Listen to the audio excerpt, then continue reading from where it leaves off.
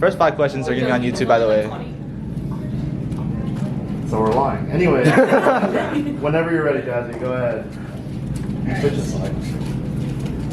It's on the code. Yeah. Hi everyone, my name is Soriano, and I am going to be formally accepting my nomination for Internal Vice President. To preface, I am going to be a third-year nursing major, and I am the current PR chair. I have been involved in PAC since my first year, and I am excited to keep contributing to the club as one of its leaders. Vice President is a position that works alongside the President in any tasks or responsibilities that they require. Specifically, Internal Vice President works with the inner parts of PAC. As Internal Vice President, I am obligated to guide our Executive Board and Cabinet throughout the year and aid them in any responsibilities, conflicts, or tasks they require me for.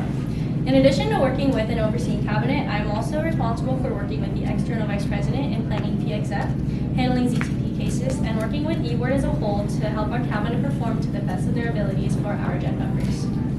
Being on Cabinet this year has been an enlightening experience. I learned the ins and outs of one of the largest student-run orgs on campus, and I got to be involved in planning events and meetings that I once enjoyed myself as a Gen member. I also learned skills such as discipline, networking, time management, and more that I will not only use as I pursue this club, but as I pursue my professional and daily life as well. My passions and interests in PAC persist, hence why I stand before all of you today, and I hope to continue giving to the club that gave so much to me. I hope to build and maintain a community within PAC that is welcoming and exciting to all. Most importantly, I want to create a safe environment where people feel at ease to be themselves.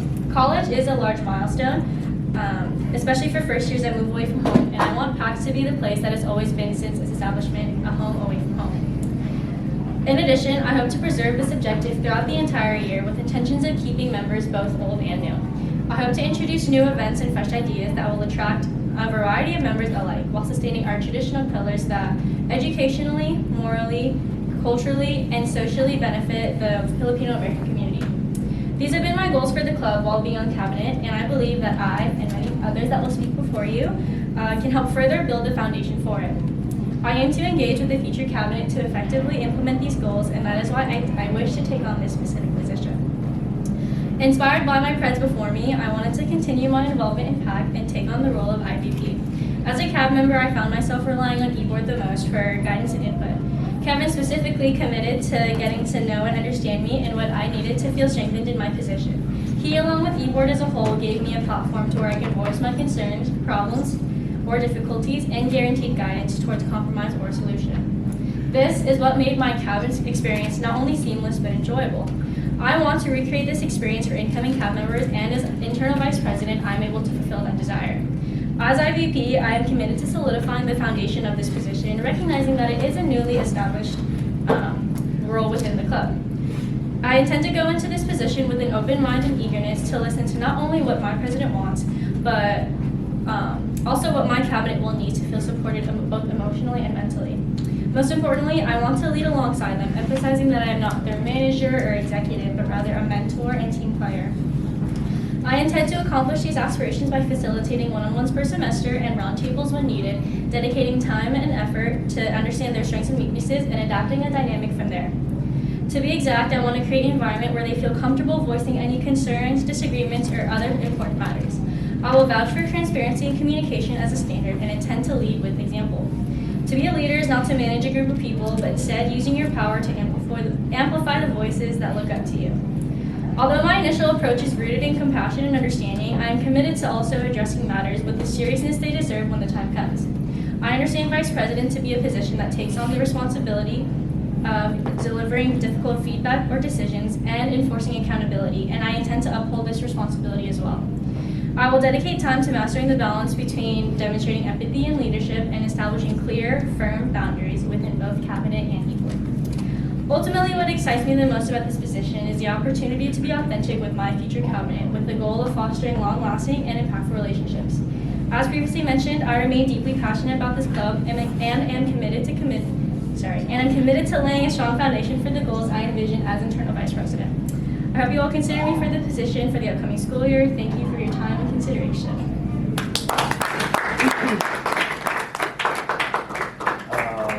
So I'm gonna go ahead and read this question out loud. Do you want to read yours? Want me to read your question? Or you just want to read it? Oh, sure.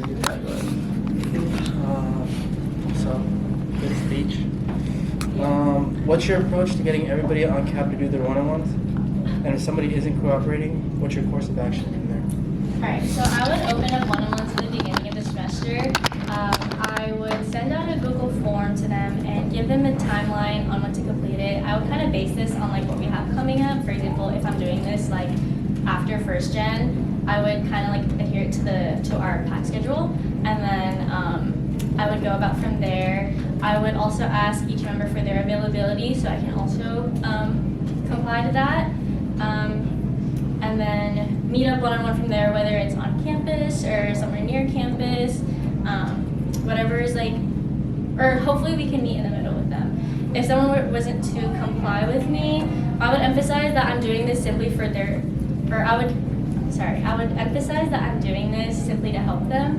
And if they're not willing to accept my help, then I can't force them to do that. I would like make that clear. But I would still do my due diligence to be there for them like as much as I can. Obviously not too much to the point where I'm being pushed over for their benefit.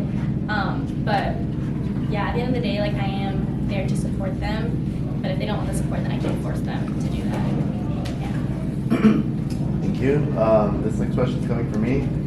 As being VP or a Sergeant at Arms, could you give us an explanation of what that is? And could you also give us an explanation of what ZTP is, as if it's a second gen? So, okay, I'll answer the first question. So being a Sergeant of Arms basically just means like I am basically like the president's right-hand man. Like I am there, kind of like a jack of all trades kind of card. Like I'm kind of there just to support everyone and anyone that I can. I have no really specific duties besides like on paper PXN and ZTP policies. Obviously, like I said before, I'm just there to support my cabinet for as much as I can. So yeah, that's how I interpret that position and that phrase. In terms of handling, or in terms of explaining ZTP. So ZTP is our zero tolerance policy. PAC does not tolerate any harassment or any discrimination against anyone, against any race, gender, sexuality, sexual orientation, etc. So, that being said, if a gen member does experience any of these sorts of harassments, then I'm going to open the platform, or open myself to be a platform for them to come up to me privately and explain like their situation, how they want us to handle it, and all that kind of stuff. Yeah, I haven't really thought about that much really, but yeah. Yeah. And your next question is from Kevin. Being that all e-board. What is it? Oh, yeah. You're still typing. Okay, being that all e-board position nominees are running uncontested, there's a high likelihood you're going to be working with all of them. Describe very briefly how you will see yourself working with these individuals one-on-one, and also how you see yourself working all together. So one-on-one, I would, like I said, I want to prioritize cabinet and like their health, their mental health, their emotional health. So I really want to like get to know like their visions for their position and what they need to feel supported.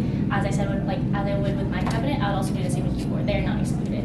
One-on-one, yes, I would get their goals and their ambitions and then what they need. From then, I would work with the board as a whole to.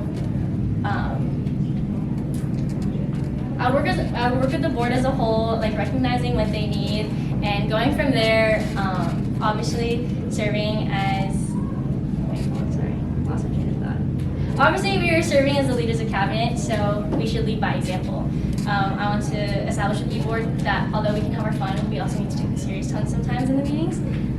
Like I said, that doesn't mean we can't be lighthearted, but I just want to establish that because that way our cabinet can take us seriously, so they don't take advantage of us.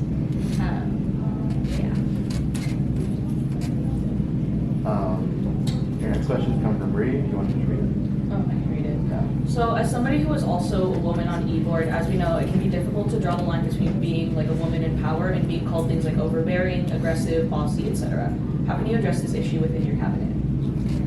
So, yes, that is a very difficult thing to combat because it's not something I can control. But like I said, I would just put myself out there as an e-board member, not as like a leader or like their vice president, but rather just a mentor, someone that they can come to. However, I will stand my ground when needed. I will like take any precautions. I will I'll be assertive if I need to, because like I said, that's also a role of vice presidency. won't let my gender like stop me from like basically being deferred from taking assertiveness and being in this position. I was nominated for this position for a reason, and I'm not like gonna let that stop me from. I'm not gonna let any other comments stop me from like doubting myself in this position.